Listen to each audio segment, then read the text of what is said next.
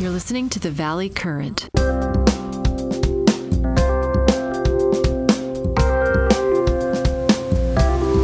So how you been, Theo? You look great. You always look great. You look like you're 30 years old. You work out every day. I'm so jealous. Well, As you get older, I used to look like you. I had a big head of hair. I had that big smile. I had the big muscles. My BMI was probably below 12. I used to bike uptown to Manhattan and from Brooklyn over the Brooklyn Bridge. So that was like 15 miles a day, round trip 30 miles, 6, 7 days a week. I went to graduate school, worked in Manhattan. It was an interesting time. I was in great shape. But you look like you work out every day, right? Don't you? I'm active every day in some way. Try to be. Yes, And I that's know you huge. are too. I mean, I know you do a lot of kayaking and everything as well. I do, but I have to tell you, I'm now convinced that you actually have to mix it up. You can't do the same drill. You got to like break out of the drill. So now I'm starting to lift a little bit heavier weight, starting to do a little bit different sets of things. Okay. Maybe I'm going to take up some of this rowing stuff that happens at these, rowing places because I do a lot of biking now, but now I want to sort of see what happens as you move in a different direction. But you're base, you could be a trainer, right? Theoretically, you could actually do training if you wanted to, right? I've trained, I mean, probably hundreds of people over the years, and I do it out of just joy. I love to do that. And I love just the camaraderie. I love helping people try to do something they didn't think they could do. So all that stuff is just, for me, fun. And you've got a good club where you're at, right? Because you just have it, you just do it right by your home, right? Don't you? Right next to the house. I also have a gym in the garage as well too that I use, and so that's always fun. And there's no excuse. There's no excuse. I mean, you really kind of put what I call your HQ, your health quotient first. We're all endowed with talents that give us IQ, intelligence quotient, EQ, emotional intelligence. We're all endowed in different ways. And then there's other cues too, but the big three are like health, that's foundational. Then intelligence, typically education delivers that critical thinking and the like.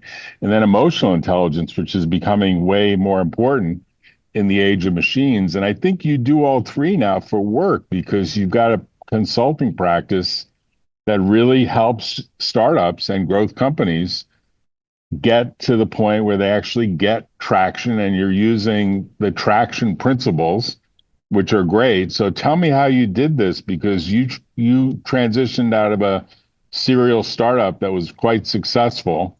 But maybe tell me how you started because where'd you go to school? Where'd you graduate from high school? Where else did you go? Tell me the story. Well, I grew up in Grand Rapids, Michigan. I was part of a Greek family, part of a bigger Greek community. Everybody knew everybody at our church community. It hasn't changed for as long as I've been a kid. And it was a real blessing. I went to school at the University of Michigan. That's a great school. I went there for a year as part of a master's degree program. City University sent me for a year as the representative. And what I most remember about that is I had a motorcycle. I had like a big Honda 1200, and I actually went through Canada. I was living in New York, and I went through Canada and hit some really bad weather. It was such a huge mistake to take that route. But then came down I don't know whether it was the Upper Peninsula, I guess it's technically called the UP, the Upper Peninsula, from Right. Canada Mhm. into Detroit. And man, do people drive fast in Detroit. It was like a whole different scene. And then I made my way to Ann Arbor to the University of Michigan and luckily found an apartment on, I forget the street, Geddes Avenue. And Getty's, yeah. I lived on Getty's actually. it has Yeah. a lot of apartment buildings near the campus. And there was a guy that was basically leaving and he said, take over my lease. I'll let you keep the security deposit as kind of a, way to say thank you for taking over, fully furnished. And it Wow. was it was fun. I mean, I learned a lot. I met a lot of interesting people. It was a great time. And I don't regret it at all. I learned the Pretzel Bell was kind of the place to hang out, get a beer. I don't know if it's still there. I mean, it would be like a classic place if it is. But I have great memories of Michigan. I have great, wonderful memories. Great school, great football team, great sports, great gym, great workout facilities. I mean, the weather is kind of crappy. A lot of, it's unfortunate. Weather's tough. The Yeah. weather's tough, but you get all four seasons, that's for sure. If you love seasons, go back to Ann Arbor. It's like a classic college town. It's a little bit like Palo Alto in California. It's a little bit like, you're right there next to a beautiful campus.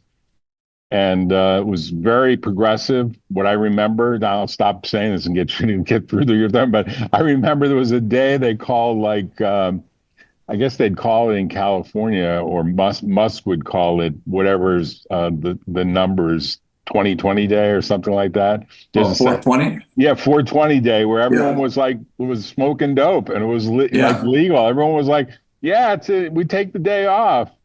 You take the day off and you just smoke dope and you kind of hang out and just chill. And that was in the 70s. That was like, hey, this is illegal. You can't have this. And people are like, you're crazy, man. This is the future. They were way ahead of their time in some ways. And then there were people that would streak across the campus high with no clothes on. Like, it was just very funny stuff. And I mean, of course, the Vietnam War was wrapping up. Nixon was in trouble. I mean, there was so much going on in that period. But you went there like what? Probably in the 2000 something, right? I was there in the 90s. You were there in the 90s, right? I was, and it was still a lot what you just described. I mean, and I think to this day it still is. We go back every year, my roommates and I that lived together. We're still on a text string from 1998. Wow. And we get together every year and go watch a game and just regress.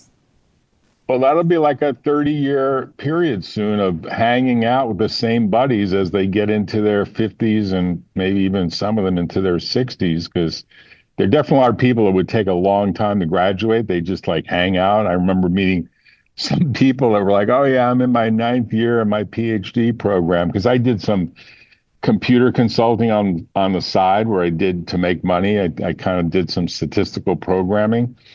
And they would like hire me to do all their tables and graphs and whatnot. This is back in the day when there really wasn't any software. You had to write your own stuff. And they were like, I'm working on the thesis here. I don't have time for all this, support.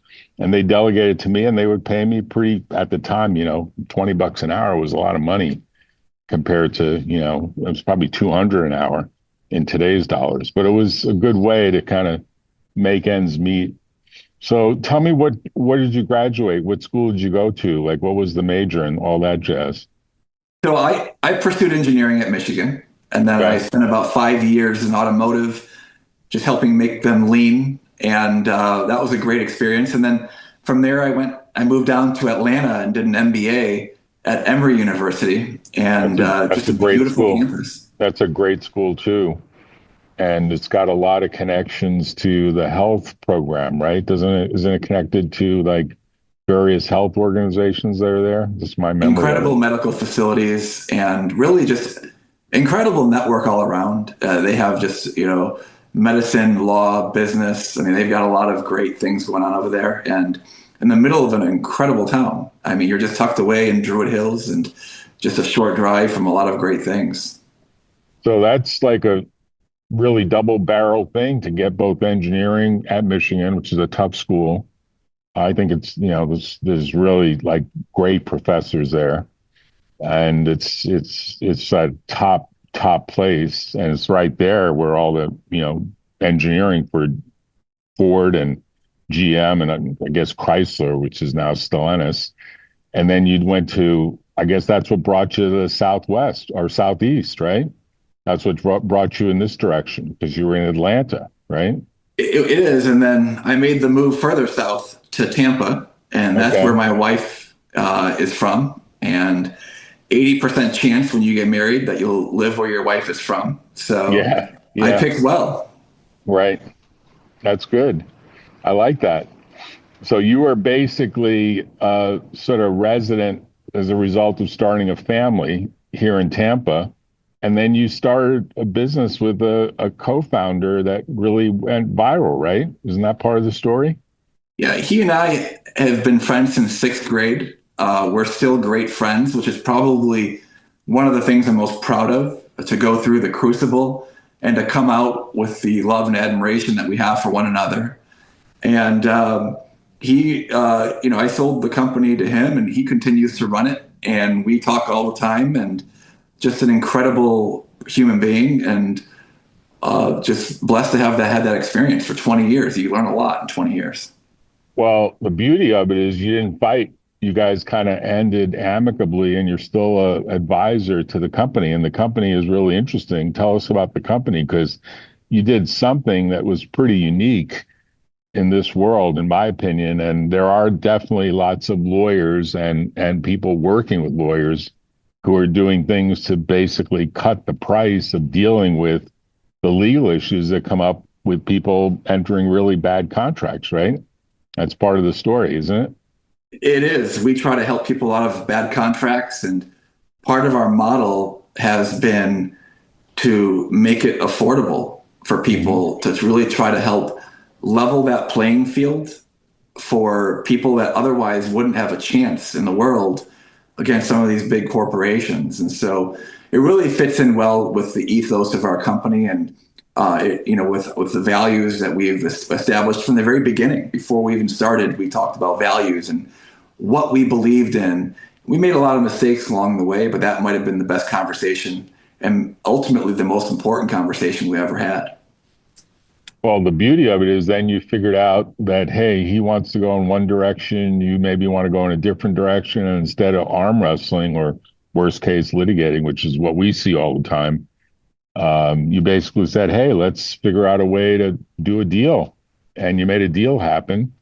And now you're still consulting with them, and you've transitioned to more of a consulting practice generally for helping companies scale, right? Correct, right. And, even though I left technically, the company, my heart never left it. I mean, I'm always thinking about the group of people that are there, just a wonderful group, and their families and the relationships we got to have along all these years.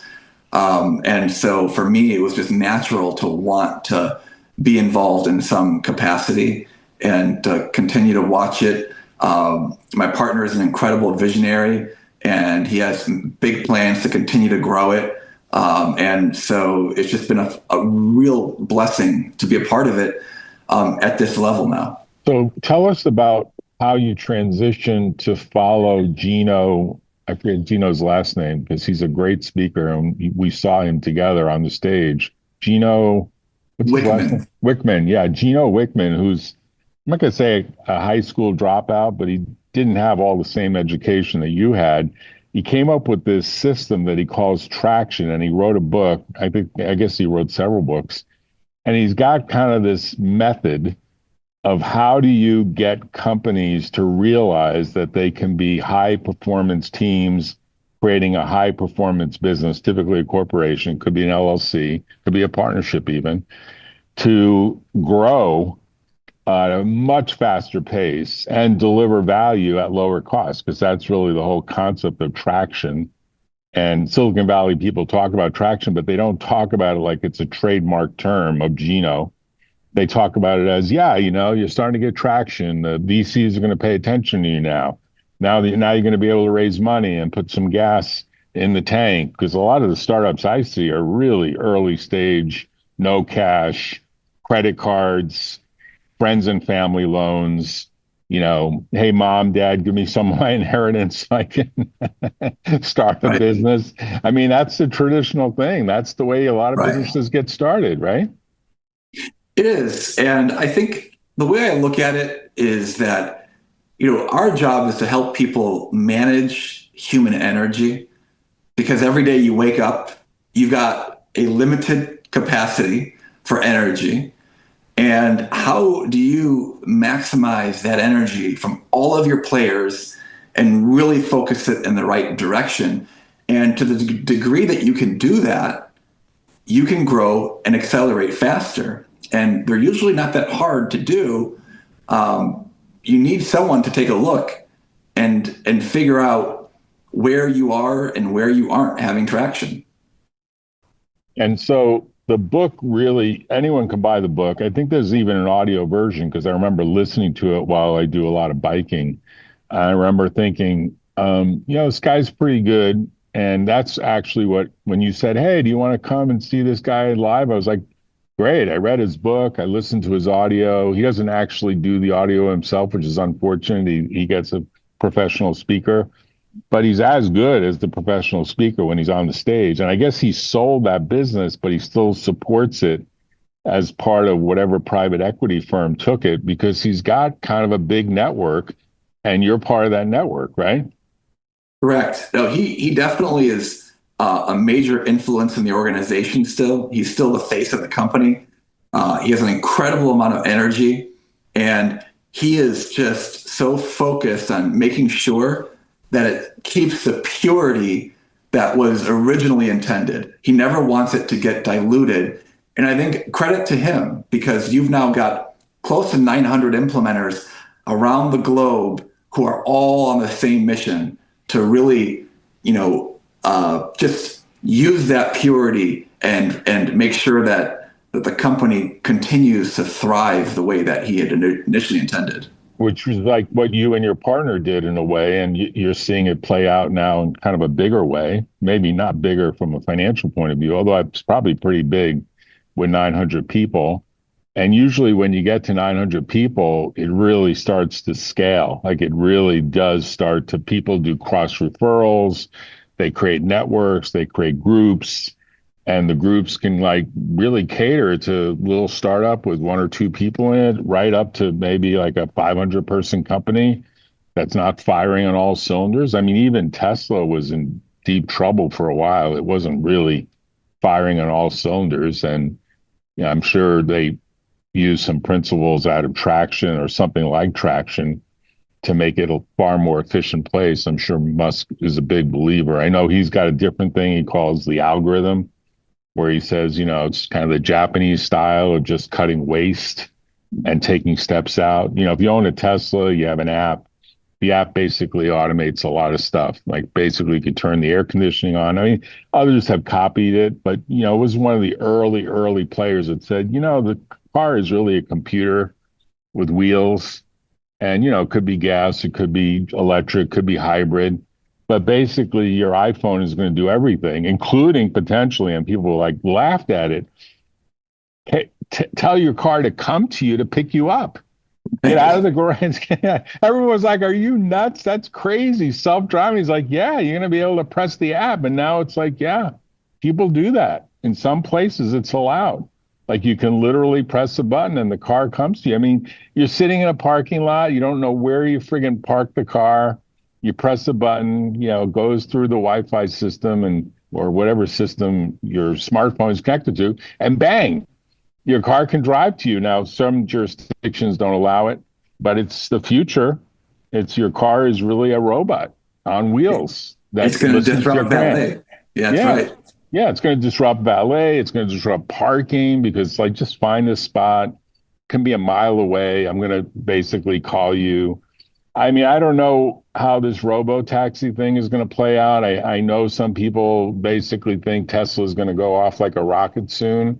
And there are others that go exactly 180 degrees. It's going to fail. Business is overvalued, a million different negatives. But I have to say, he's changed the world. I mean, the robotic stuff he's doing is amazing. And even then, I think in theory, and this is the connection to you could get a team of people that are traction specialists like yourself and probably go into a Tesla factory and say, you know what, we see some waste and we see some traction principles that are not working out. And it might have actually improved the bottom line, even for a company as big as Tesla, just probably close to $1 trillion company, right? No doubt. I think these principles can be used anywhere. And it's almost impossible to run a perfect organization. There's always opportunity to improve. And I think that's what's so exciting about, running a company. And And there's always a way to get better. And the moment you don't think that anymore, you're probably not the right person to be in charge anymore. And at some level, it's a very methodical approach because he looks at least 6 or 7 different moving parts. And you would, and you do, as part of your consulting gigs, where essentially you're kind of going to take a holistic view of what's the technology, what's the team, what's the way you're actually attracting customers or clients. Like you even work in a law firm, right? I mean, it works in any firm, service, product, everything, right? It works in anything. Any place that has people is what we Right. say. And it boils down to, like I said, managing human energy. And there's really 3 main pillars. And one of them is just the idea of vision, getting everyone 100% on the same page with where you're going, how you're going to get there. Then you have traction, which is this idea of creating accountability and discipline in the entire organization. So no matter where you go, everyone is executing on that vision. And then there's health, making sure that you have an incredible group of humans who love being there, that are open and honest, even when it's difficult. So at some level, you know that methodology inside out. Most people you probably run into don't, even people that seem to be business people. Sometimes they think they're great business people. And you kind of open their eyes to seeing where the real bottlenecks are, right? I mean, that's part of what you do at a very thorough. So you become like the doctor of what's going on with this business. And I'm kind of curious when you see that the founder or the CEO is the actual problem in the room. What do you do with that? Because I think Gino has his own recipe for how he deals with it, but it's got to be sometimes that, hey, you're the wrong guy. It's time to move on. It's time to become the chairman and go fishing and bring in some real, management talent or talent that can actually lead and not get in the way of the people that are trying to do the job. I mean, I'm curious, that's got to be one of the hardest problems, right? It is. I think it's something where, first of all, what you're telling me is it happens all the time. I mean, you see that a lot. And a lot of times you have this incredible owner, but they might be just in the wrong seat, or they're better off in the owner's box. They're probably not, maybe they shouldn't be, they're not the best option for running the operation. I think we have a responsibility, top down, is to be open and honest. And so you have to have that conversation with people. I think we owe it to them. If they hire you, you got to tell them the truth. And, just like if you're a lawyer, you have a fiduciary. I view it the same way. We have a responsibility to be open and honest.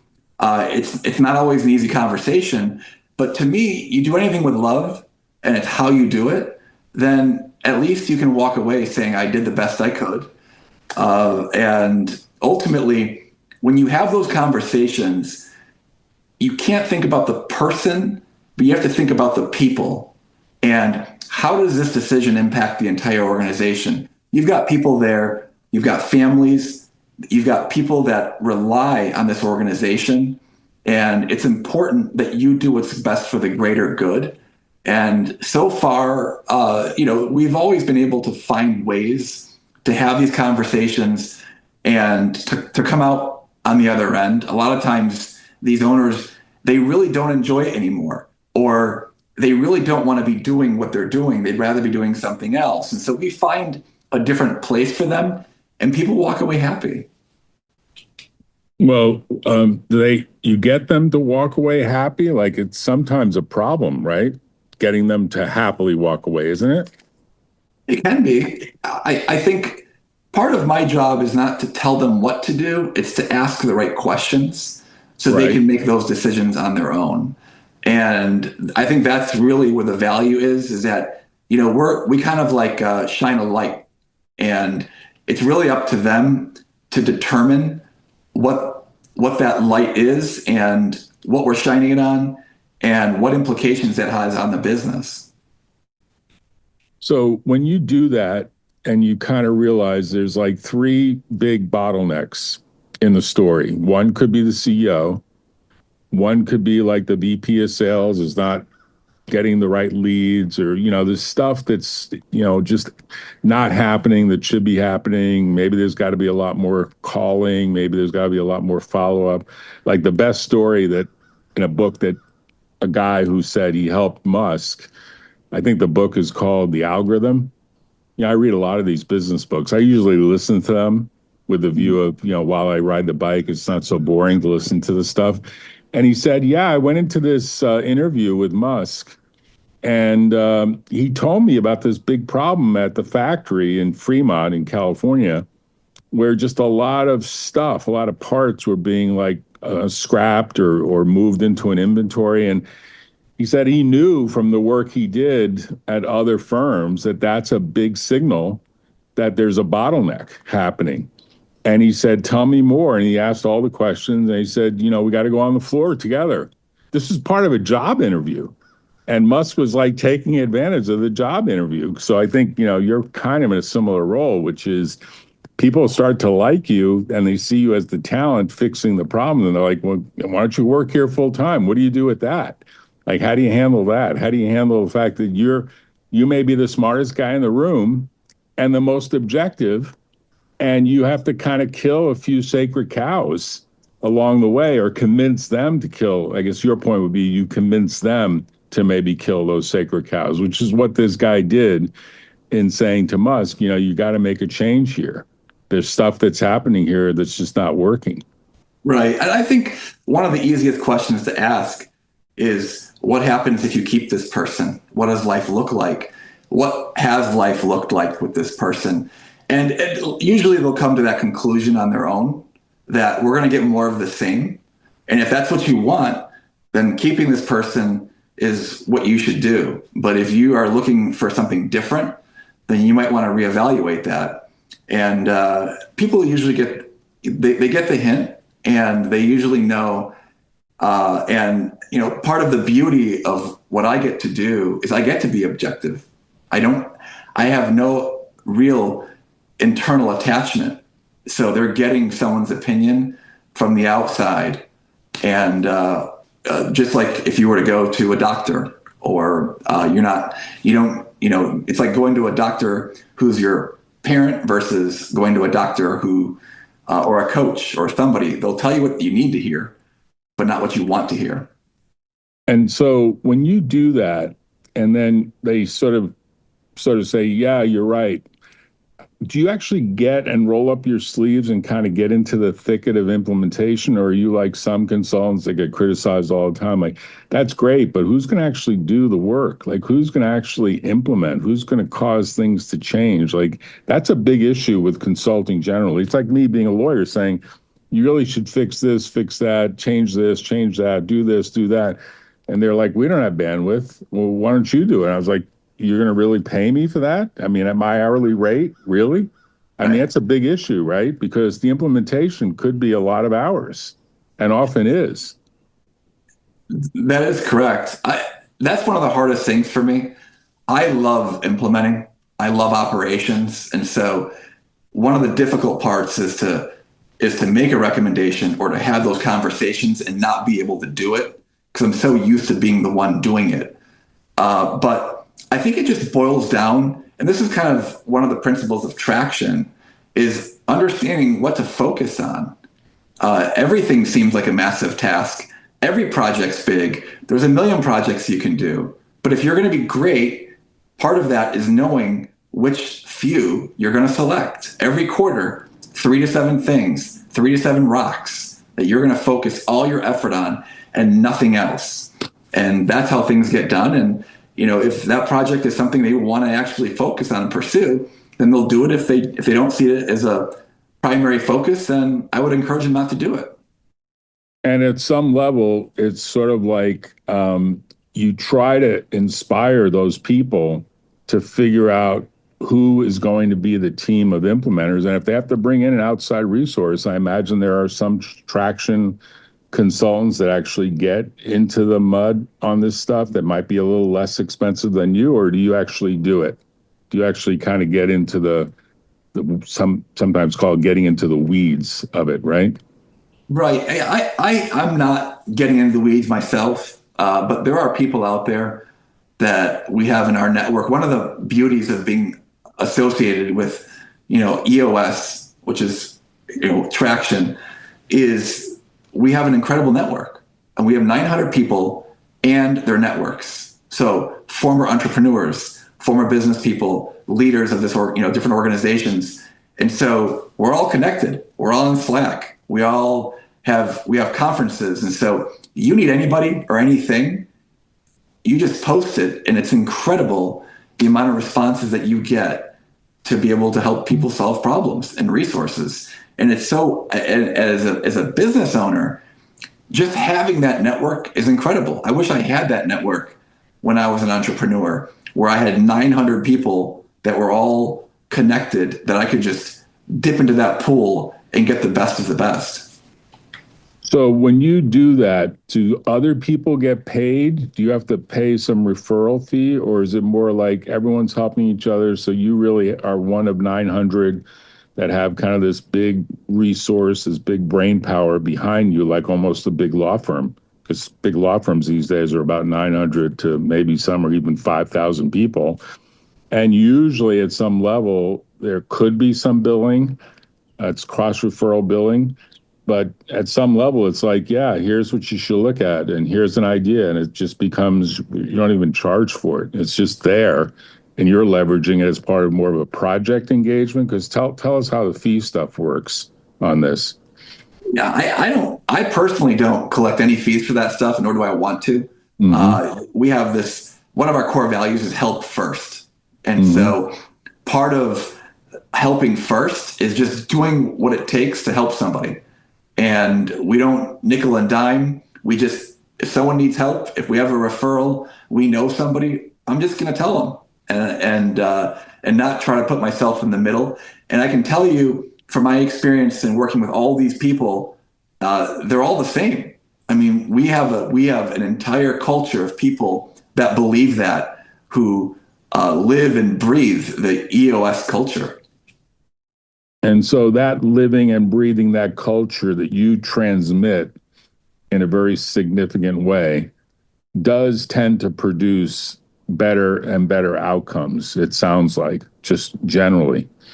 And people will probably refer stuff to you. Is that how this happens? People Sure. will just come to you and basically say, yeah, help me with this, right? Absolutely. I really believe in that model because you're just creating goodness around you. And when the world starts getting transactional and it goes away from being transformational, we've got problems. And so what I love about what I do is being transformational. When I connect with a client, I give them everything and anything I possibly can to help them succeed. And no matter what that means. And I really believe that type of engagement that I know a lot of my colleagues also practice at EOS, we all just believe in that. And that ends up really creating stronger bonds, greater relationships, and ultimately it increases the value of EOS, the Entrepreneurial Operating System, and Traction, and the book that was written about it. It really, I think these are the intangibles that are difficult to measure, but do end up showing up in the P&L. So I mentioned Traction to this venture capital firm, and they were like, yeah, we've used it and we've implemented it, and we have a Traction consultant. It was a venture capital firm in Silicon Valley. They were like, they fixed a lot of things. Like, we were shocked because we think we were know-it-alls. We're venture capitalists. We invest and help businesses as venture capitalists. And they showed us stuff that was wrong in our firm. And the firm was like a small venture capital firm. It had maybe 10 people, two partners. They were working well together. Basically, it has $100 million. It's not a really big fund, but $100 million for two people with another 8 people. It's, like management fees are going to be typically 2 to 3% a year. So that's 2 to 3 million. That usually is committed for 10 years. So they can steady state, but of course their goal is to grow the fund to the next round, which would be 500 million. And then from that, maybe $1 billion. I mean, that's how these little venture firms go. They start sometimes tiny, Like I think that one started at 10 million with just two partners and a couple of families and friends and that sort of thing. No pension funds, nothing like that. And they jumped to like 100 million in three or so years. Wow. Going from two people or to three to four to five and now 10. And they raised 100 million, including I think like 50 million from a pension fund. So there's one big pension fund that's in it that totally vetted them. And they were really happy to have done traction. So that's more like the before and after that I heard. But give us an example of what you've done. I mean, that was in Sure. California, and it kind of surprised me because, usually VCs are just like, we don't take advice, we give advice. Like they're pretty Right. not invented here, man. It's not invented here. It doesn't work. So, Sure. I've seen a lot of incredible turnarounds, and I think the one factor that matters is the willingness of the leadership team and the ownership to be open, honest, and vulnerable. And if they can do that and go to that place, then you can have real conversations about what's really wrong. The things that people are afraid to talk about because of who's in the room. And so part of this process is more than just the quantitative, right? This is about health. It's about loving the people in the room, caring enough about somebody that you're willing to have that conversation with them.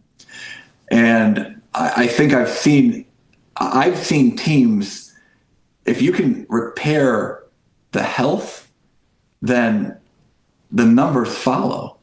And I've seen a team double in size in less than a year. And it wasn't a new company, it was a matured company, but they just had some real health issues holding them back. So those are the kinds of engagements where, how do you put a number on that? And it wasn't just about doubling in size. It was about reducing the tension, reducing the headache, loving to come back to work again. Because some people, they've been doing it for so long and they lose that love. They lose the thing that got them there in the first place. And that's one of the beauties of this job. I mean, you are truly, you're firing on all cylinders because it's not just business acumen, it's psychology.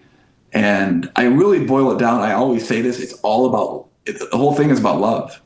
And if you can do that, and as a group, things just change. And that to me, I think I've seen some marked changes and some jumps that are that I would say are life changing to people. But the part that always gets me the most is just it's the change of lifestyle. It's waking up in the morning and loving what you do again and doing it for someone else and being a true teammate.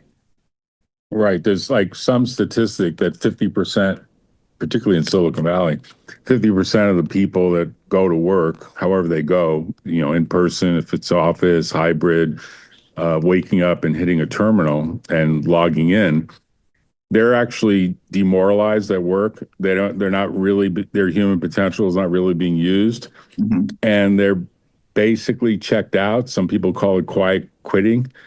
And they literally are always looking for a new job, always looking for what's the opportunity, talking to headhunters, sending resumes, looking at Indeed, looking at Zoom, whatever is the platforms that are out there.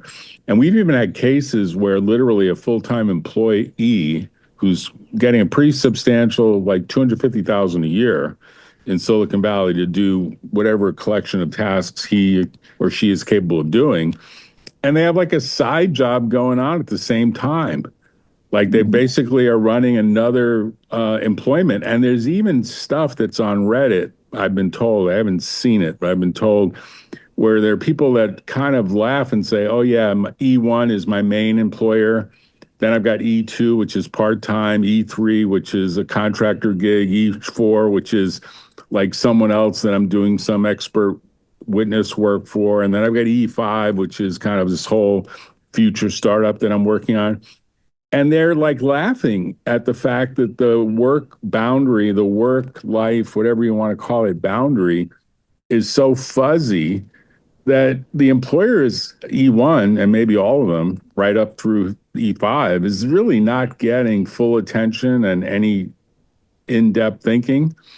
And they're like, that's the way the system works. I need to make $500,000 a year to afford living in Silicon Valley. I'm going to do it whichever way I'm doing it.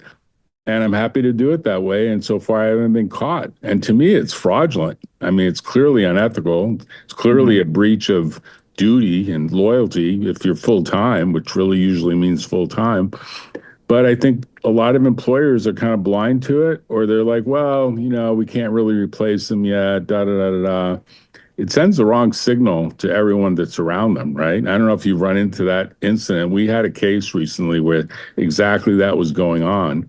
And it was pretty upsetting because the company actually had this guy dead to rights because they were able to see what he was doing on some of the keystrokes that he was putting onto the machine that was a company machine. And I think it's like a cat and mouse game then, right? That plays out. Yeah, that's unfortunate. And that happens a lot more than I think I realize. And that kind of goes back to what this idea of human energy. I mean, here you are, you have this person that you want to be part of your company and your culture and be this light. I mean, it's not just, you don't just show up, but you have to emit, and not just your work, but your culture and the values, and grow and bond. And without that type of commitment and without the right leadership, what you're talking about, it just proliferates. Right. It proliferates, and then it becomes like, well, he's not doing much work, and therefore I shouldn't do much work. And I think a lot of public companies, they're so relatively speaking, fat. When it's a small group, I think there's a lot more accountability.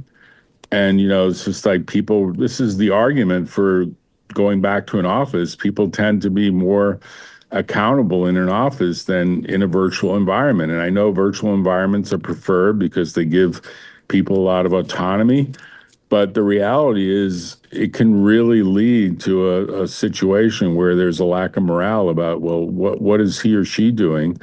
And you can't really get a straight answer. So I imagine traction to some degree is really like team building, right? At some level, you're doing a lot of team building and a lot of recognition about accountability across the team and trying to break the silos down that sometimes prevent and create the bottlenecks that prevent the actual efficient running of the business? Absolutely. I mean, we started at the very beginning of what do you believe? Because that right there is really the start of everything. I actually had a colleague who started this company in Atlanta, and he used to, so prior to this, he ran this advertising firm, and he grew it to like $200 million, okay?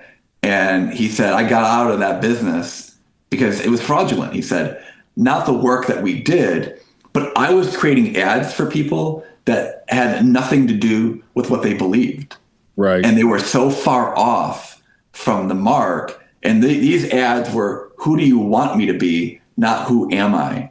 So he ended up starting a new company, and he started a new consulting company. And it was this idea of going in and tapping in. And he worked with a lot of Fortune 500s, and he went back to figure out what their ethos truly was. Why did they start? And so he used that, and they paid him handsomely for these 1 to 2 year engagements to really boil everything down to just a few words. Mm-hmm. And that allowed these massive organizations who were lost to go to find themselves again and then reconnect. And then that became the springboard for them to continue to grow beyond and really create this culture around this belief system. And that culture turns into the strategies, and the strategies turns into the operations, and so on, in the tactics. And so but it all starts from that nucleus. And that's where we go. We start there. Because if we get that right, then you've now created this massive lever that allows you to really move forward and capitalize on that human energy. Yeah, it's got to be a beautiful thing when it works out, but it's also got to be a very sad thing when you have some engagements where you just can't get people to see the light that you've turned on. I'm sure that must happen, but maybe only a minority of times, because humans are humans, and a lot of them do consulting gig deals because a bank that's loaned money says, look, we need to understand better what's going on here. We want to see what these loan ratios, whether they can improve, that sort of thing. I mean, there are distress situations for sure, but I'm sure you see opportunities in that as well. Yeah, whenever I look for work, I'm also interviewing the person who is coming to me. And I've had, knock on wood, I've had a really good success rate so far because I care about why they do what they do. And I'm looking for someone who wants to be transformational. And if it's a transactional business and that's what they want to be, totally fine. It's just not the right fit for me personally because I know that I'll get frustrated working with them. And so I really try to prevent that. And I'll refer them to someone else if someone else wants to take that on. But I put great value in the relationship because I truly become part of the family with these companies, and we get to know each other and root for each other.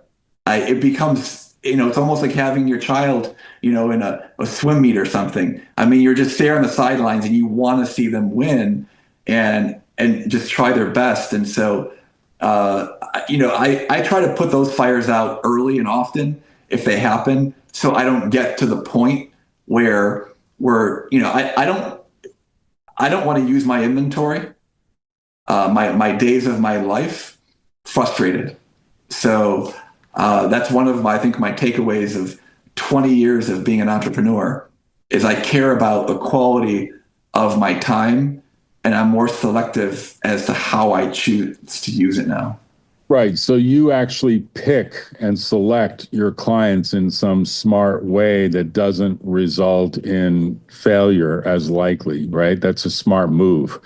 A lot of people don't have that freedom, but that's a beautiful freedom to have. I mean, a lot of people really have to make a set of numbers, particularly if they're working for a big consulting firm. And, at some level, you are doing the smart thing, which is pick opportunities that you can really help and refer or discard the ones that don't. I mean, that's beautiful. That's the right thing to do. So how do people reach you if they're interested in getting your services, and how much should they roughly expect to spend minimally on getting some help, at least initial help, so that they'll get a flavor for what you do? I know every engagement's unique, but just generally people that listen in, they're going to want to know, well, if I use Theo and his firm and I get the horsepower of maybe 900 people behind him with this scalable technique that's kind of proven, because that's really what traction is. It really is proven. Tell me more. Sure. Well, if you go to the EOS Worldwide website and just search for Theo, you'll find me. It's EOS Entrepreneurial Operating System, EOS Worldwide, not to be confused with the gym. EOS is, in my opinion, the most credible and the most widely used business operating system in the world. And so that's where you can find me, just online, very easy to find. And typically an engagement runs in the ballpark of 25 to 30,000 per year. There's always it depends a little bit situation on what it is happening, but that's the ballpark. You basically typically will work for about a year for that kind of price, or what's the typical time frame of work that you're doing? Obviously, it's not all done at once. What's I would say like?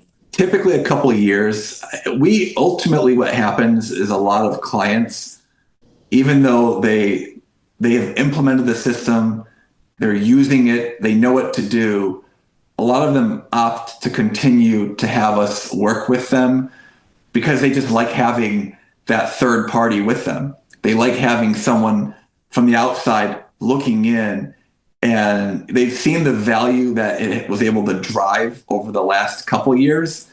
And so they believe that there's value in that continuity.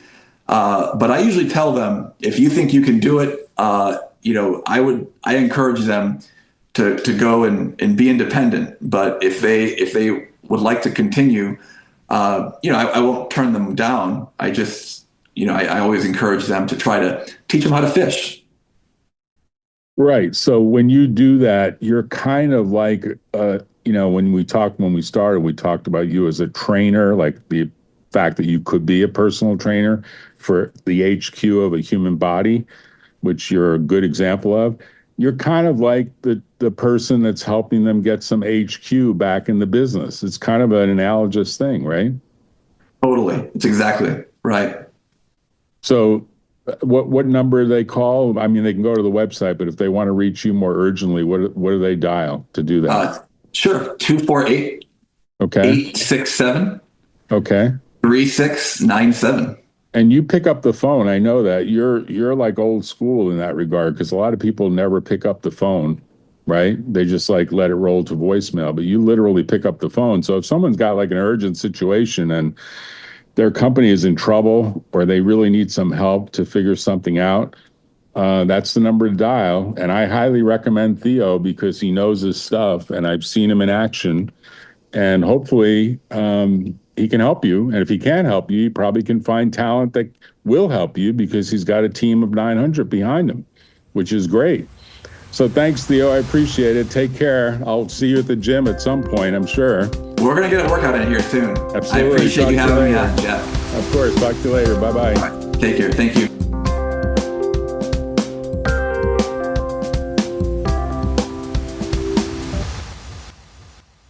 Tune in next time on The Valley Current.